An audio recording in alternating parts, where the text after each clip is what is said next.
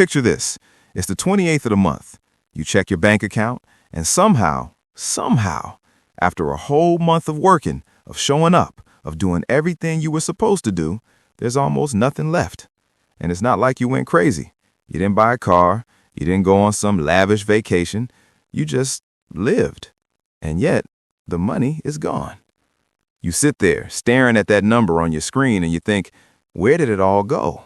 And the frustrating part, the really frustrating part, is that you can't even fully answer that question. That feeling, that quiet, low-grade financial stress that just kind of sits in your chest all month, that's exactly what we're talking about today. My name is Ben, and I spend way too much time thinking about why smart, hard-working people stay stuck financially, even when they're genuinely trying not to. If you're someone who earns a decent income, maybe even a good one, but still feels like money is always somehow slipping through your fingers, if you've ever looked at your bank account and thought, I should have more to show for this by now, make sure to hit that subscribe button and give this video a thumbs up if this helps you out. Because today, we're going through 5 money mistakes that are almost certainly costing you, not in some vague, theoretical way, but in very real, very calculable dollars that are quietly draining out of your financial life every single month. And here's the thing, none of these mistakes are about being dumb. None of them are about being irresponsible. Most of them are actually things that sound perfectly reasonable on the surface, which is exactly what makes them so dangerous. Let's get into it. Mistake number 1, saving what's left instead of what's first. All right, so here's how most people think about saving. You get paid, you pay your rent or your mortgage, you pay your bills, you buy groceries, you handle all the usual things. And then at the end of the month, if there's anything left, you move some of it into savings. That is the system most people are running on right now, and it is almost mathematically guaranteed to keep you broke. Here's what most people don't realize. When you save what's left, you're not actually making a decision to save. You're making a decision to spend first and hope saving happens by accident. And hope is a terrible financial strategy. Think about it this way. If I gave you $3,000 and said spend what you need and save the rest, what actually happens? You spend $2,800 and save $200, maybe. But if I said we're putting $500 away right now before you touch anything else, suddenly your brain adapts. You figure out how to live on $2,500 because that's all there is. This is not just a motivational concept. There's real psychology behind it. Behavioral economists call it paying yourself first, and the research consistently shows that people who automate savings at the beginning of the month accumulate significantly more wealth over time than people with the same income who save manually at the end of the month. A study from the National Bureau of Economic Research found that automatic enrollment in savings programs increased participation rates from around 49% to over 86%. Same people, same income, completely different outcomes just because the default changed. The money moved before they could spend it.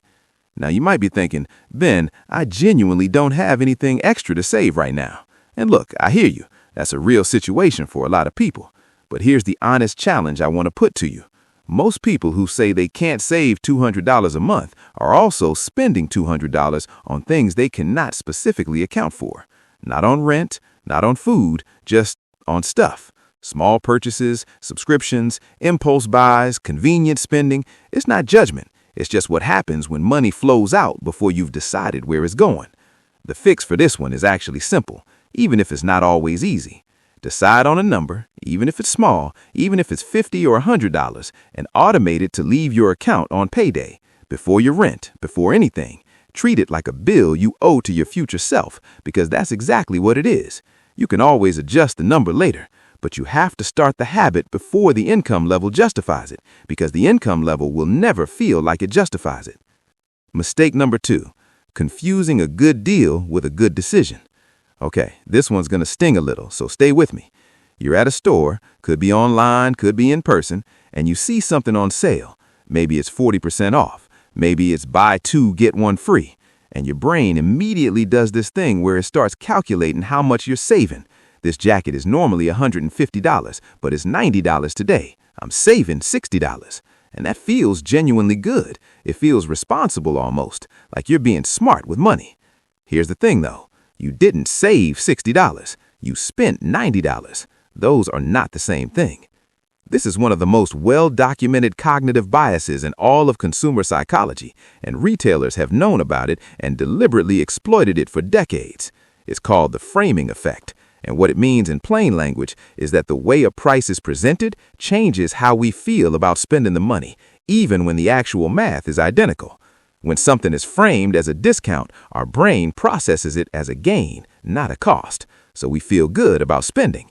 And that feeling overrides our rational judgment about whether we actually needed the thing in the first place. Here's where it gets really interesting.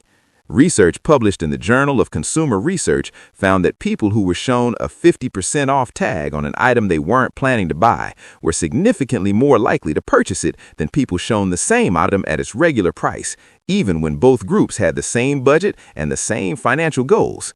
The discount didn't just make people feel better about buying, it actually triggered the buying behavior in people who had no prior intention to buy. That's not a coincidence. That's a system working exactly as designed. Let me make this concrete with real numbers because the math here is actually kind of alarming. Let's say you make a deal purchase, something you bought because it was on sale, not because you planned to buy it, just twice a month. Average value of $40 each time. That's $80 a month, $960 a year spent on things you didn't actually decide to buy. Over 10 years, assuming you could have invested that money at a modest 7% annual return, that's over $13,000 that didn't get built into your financial life, not from reckless spending, from bargain hunting. The question to ask yourself before any purchase isn't, is this a good deal? It's, would I be buying this right now if it weren't on sale? If the answer is no, if the only reason it's in your cart is the discount, then the deal is working on you, not for you. Walk away. The real saving happens when the money stays in your account. Mistake 3. Paying minimum payments and feeling okay about it. Let's talk about debt for a minute, specifically credit card debt, because this is where I see people genuinely underestimate what's happening to them financially. And look, I'm not here to shame anyone for having debt. Life happens, medical bills happen, job loss happens, emergencies happen. But there is a specific behavior around debt that is costing people enormous amounts of money, and most people have no idea it's happening at the scale it is. Here's the scenario.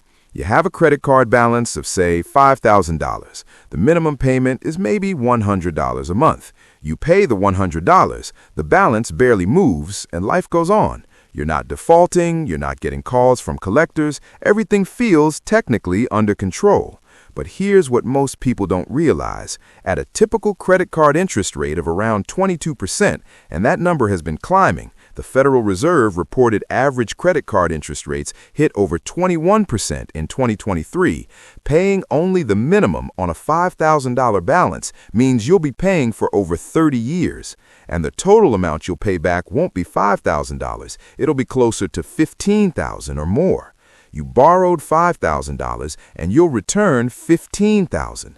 That's $10,000 that went directly to a financial institution and did absolutely nothing for your life.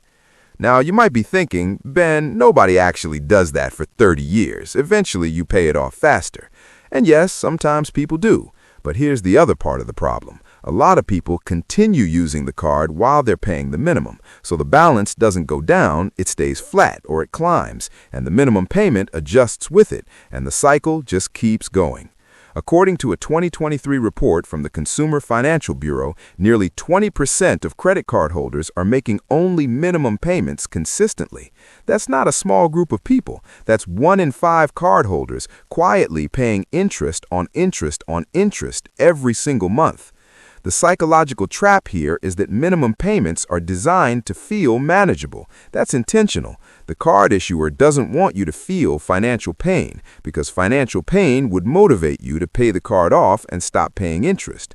They want you comfortable. They want the debt to feel like a permanent, normal fixture of your financial life, like rent, like a utility bill, just another monthly cost. But rent gives you a place to live. This gives you nothing except the privilege of owing the same money for another month. The action here is to stop thinking about debt in terms of monthly payments and start thinking about it in terms of total cost.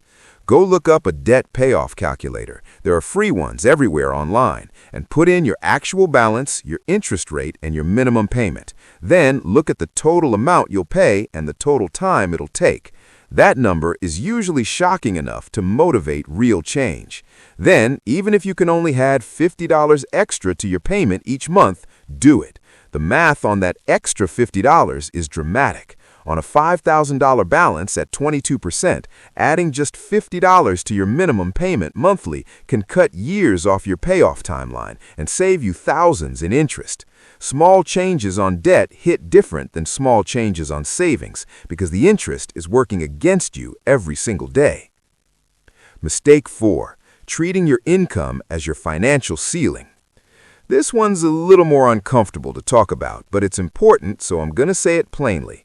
A lot of people have unconsciously accepted their current income as a fixed constraint, as the ceiling of what their financial life can look like, rather than treating it as one variable among many that can change.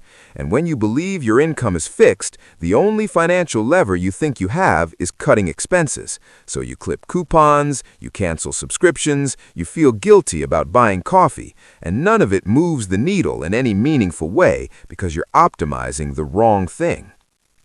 Here's the thing. There's a limit to how much you can cut. You can't cut your way to real wealth. At some point, expenses are at the floor. You still need food, shelter, transportation, and some basic quality of life. But there's theoretically no ceiling on income. None. Your earning potential is not fixed. And I think a lot of people intellectually know this, but emotionally don't act like it. They negotiate their expenses aggressively and accept their salary passively, when it should be completely the other way around. Here's a striking statistic that I want you to really sit with. According to Salary.com, over 60% of employees have never negotiated their salary. Not once. They accepted the first number they were offered, and that became their financial baseline. And then every raise they ever got was calculated as a percentage of that baseline. Think about what that actually means. If you accepted a job at $50,000 when you could have negotiated to $55,000, and your company gives 3% raises annually, after 10 years, the person who negotiated is making $73,900, and you're making $67,200. That's nearly $7,000 a year difference. Over a decade, the compounded gap in total earnings can exceed $60,000 from one conversation you never had. And salary isn't even the whole picture. This is where it gets really interesting. The rise of the internet economy has genuinely created more realistic options for building additional income streams than any previous generation has had. Freelancing, consulting in your area of expertise, creating digital content, monetizing a skill set. These are not get-rich-quick fantasies. They're things that real people with full-time jobs are doing on weekends and evenings to build income that their salaries alone can't provide. The question isn't whether it's possible. The question is whether you're spending as much mental energy on the income side of your finances as you are on the expense side. I want to be clear. I'm not saying you need to start a business or hustle 24/7. That's not realistic for most people, and it's also not the only answer. What I am saying is that if your financial situation feels stuck despite doing everything right on the expense side, the variable you haven't looked at seriously enough might be income. Ask for the raise, have the negotiation, look at what skills you have that the market values. Even a $500 a month increase in income sustained over a few years and invested changes your financial picture more than almost any expense cut you could realistically make. All right, so let's bring this all together. 5 mistakes. Saving at the end instead of the beginning, buying things you weren't planning to buy because they were on sale, making minimum payments on debt without understanding what that actually costs you long term, treating your income as a ceiling instead of a variable you can influence, and waiting until you're ready to invest instead of starting with what you know now. None of these are character flaws. None of them mean you're bad with money. They're patterns that are almost universal, patterns that are often reinforced by the systems and incentives around you, and patterns that once you see them clearly, you can actually do something about.